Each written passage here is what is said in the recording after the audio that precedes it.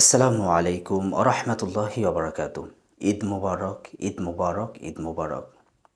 সকলকে আমি জানাই আমার পক্ষ থেকে ঈদুল আজহার শুভেচ্ছা।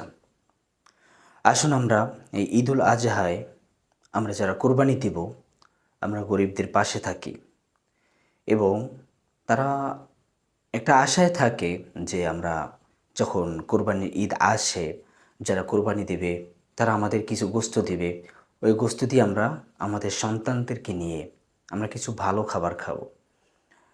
তো বর্তমানে ঈদ কোরবানিতে দেখা যায়, কোরবানির দিনে দেখা যায় মানুষগুলো গোস্ত ভাগাভাগি নিয়ে অনেক ঝামেলার ভিতর থাকে। কেউ গোস্ত একটু বেশি রেখে দেয়, কম রেখে দেয়। এটা যার যার, এটা নিয়ে কোনো হাদিসিবিতে কোনো মতামত পাওয়া যায় না। এখন কথা হলো, আপনি একা তো আর খাবেন না। আপনার পাশে গরিব আছে, অসহায় আছে, তাদেরকে দিয়ে আপনার খেতে হবে।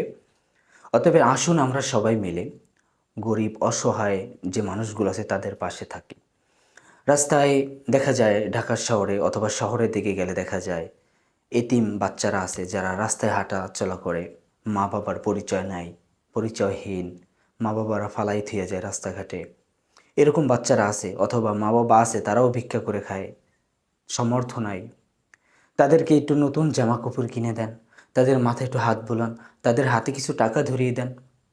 আল্লাহ তাআলা ওই গরিবের মুখে যে আপনি হাসি ফুটাইছেন, আল্লাহ তাআলা আপনার আপনার মুখেও আল্লাহ তাআলা হাসি ফুটাইবে। দেখবেন অন্তরে একটা শান্তি লাগে।